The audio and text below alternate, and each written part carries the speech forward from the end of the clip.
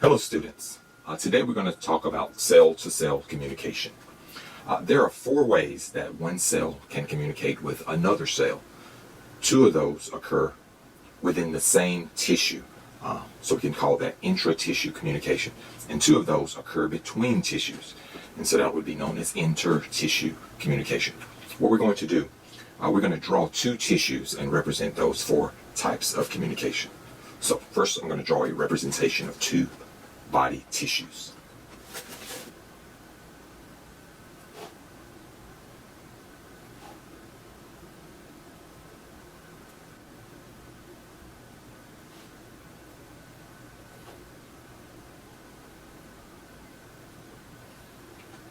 Here we have our 2 types of tissue.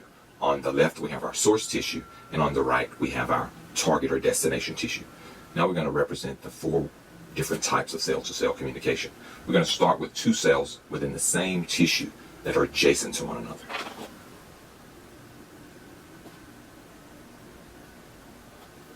These 2 cells are adjacent to one another, so I'm going to zoom in here.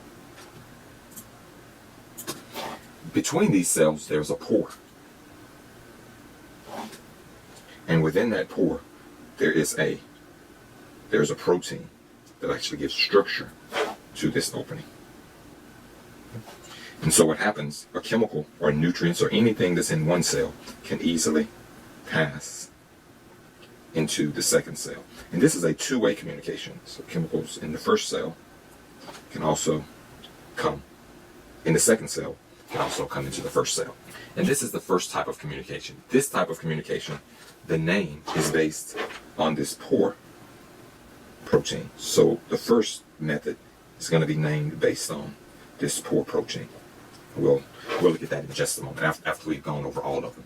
The second type of communication is still intra-tissue, but the 2 tissues are not adjacent to one another. There's a cell here, the producer cell, and there's a target or destination cell. So these 2 cells are not adjacent to one another. In this method, the target cell produces its product. It puts them in these little vesicles, these secretory vesicles. This is a secretory vesicle. These secretory vesicles fuse with the membrane, and the chemical is released to the outside. These chemicals go and they interact in some way with the target tissue or the target cell to exert its physiological effect. These chemicals are secreted into the tissue fluid. So the name of the second method is based on these tissue fluid chemicals. And we'll get the name of those chemicals once we finish. In the third method, the cells here, again, these cells have a strange shape. These cells have small projections that bring a signal into the cell, and they have a very large projection in which the signal goes out of the cell.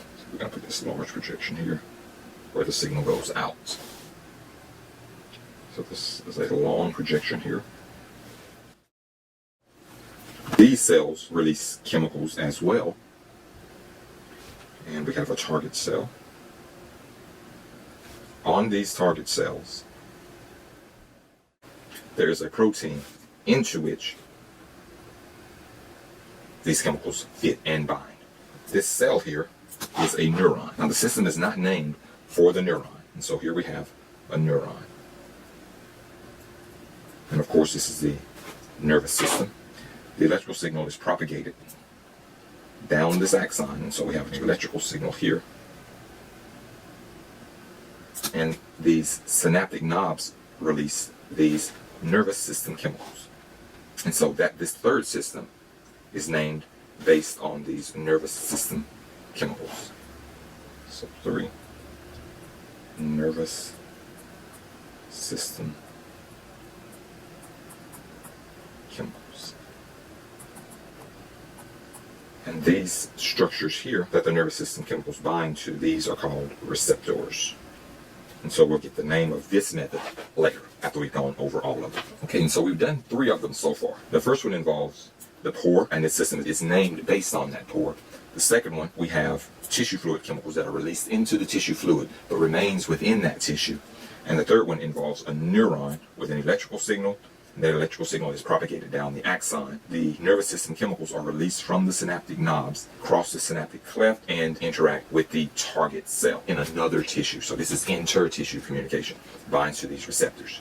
And so we'll name that system later. The last system also is an inter-tissue communication. So in this one, let's zoom in here.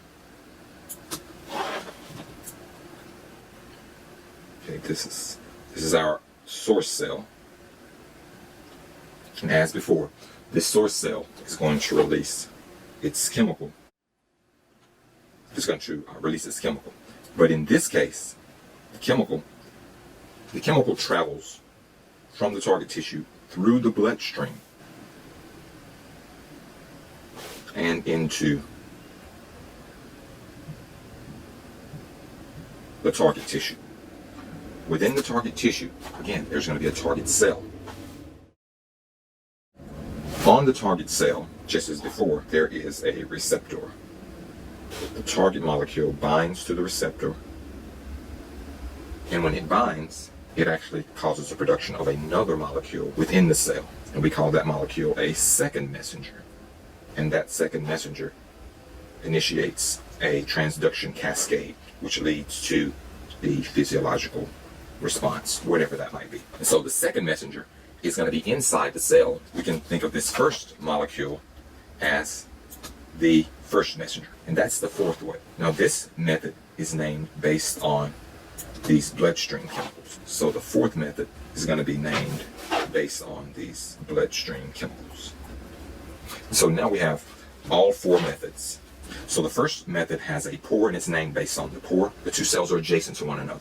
In the second method, the chemical is released into the tissue fluid, and so it's named based on those tissue fluids. In the third method, a neuron transmits an electrical signal down an axon into another tissue. The nervous system chemicals bind to receptors on the target cell so that the target cell can exert its physiological effect or its response. And the last method involves these bloodstream chemicals. So the source cell releases its chemical into the bloodstream.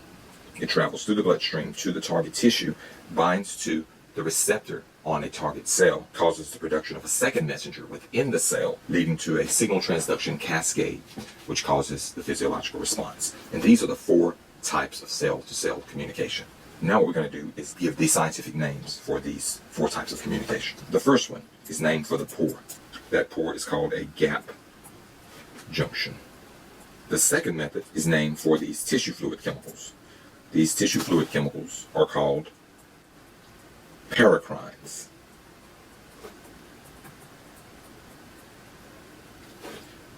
The third method, involving the neuron, is based on these nervous system chemicals.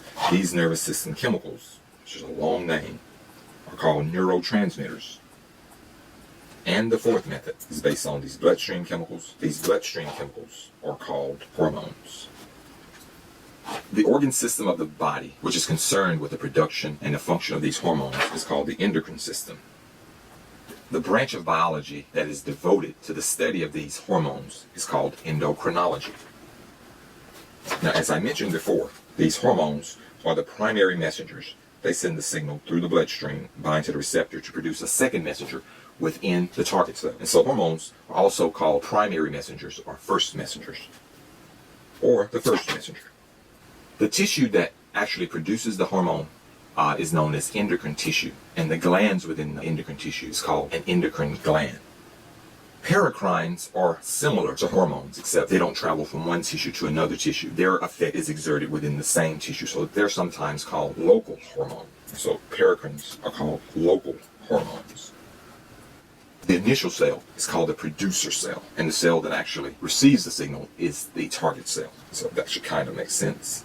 So I'm going to put both of those here. So this cell here is the producer cell, and this is in all cases.